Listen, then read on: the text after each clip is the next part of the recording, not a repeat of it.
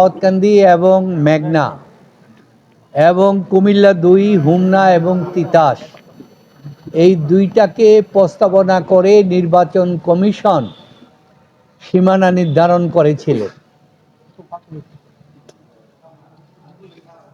আসতেছে?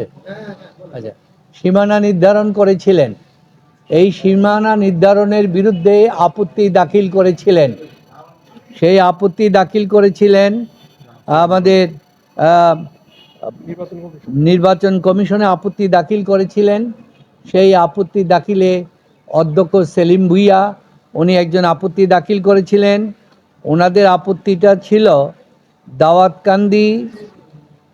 দাউদকান্দি তিতাসকে এক করতে হবে এবং কুমিল্লা ২তে হোমনা এবং মেঘনাকে এক করতে হবে।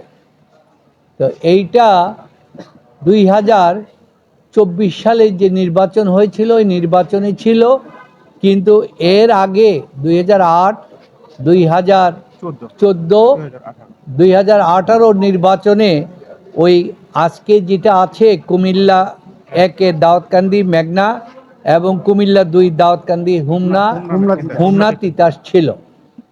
তো সেইটাকে গত নির্বাচনে আপনারা জানেন যে গত নির্বাচনের তাকে অবৈধ ঘোষণা করা হয়েছে। নির্বাচনে চিফ ইলেকশন কমিশনার ওনাকে জেলে নেওয়া হয়েছে, অন্যদেরকেও গ্রেপ্তার করা হয়েছে। ওইটার কোনো বৈধতা নাই। তো সুতরাং ওইটা অবৈধ হিসাবেই করা হয়েছে।